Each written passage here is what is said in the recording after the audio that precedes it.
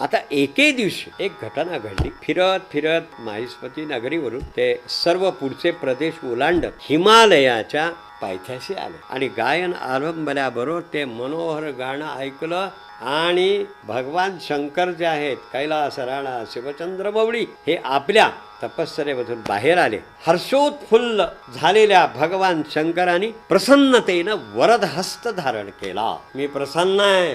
आज पहिल्यांदा असं गायन ऐकलं की जे मला प्रसन्न करणार आहे. तुम्ही खरोखरच संगीतात उत्तम शिक्षण प्राप्त केलेलं आहे. शास्त्राचा सर्वांगीण अशा प्रकारचा अभ्यास आहे. आध्यात्मिक बैठक तुमची चांगली आहे. पारदर्शकता आहे. कुठेही शब्दात आणि अक्षरात आणि सुरामध्ये आणि स्वरामध्ये कुठलीही कमतरता नाही. सामवेद हा गायनाचा वेद समजला जातो. त्या गायनामधून आनंददायक गायन मी आजवर सुद्धा ऐकलं नाही असं आदिगुरु भगवान शंकर म्हणतात.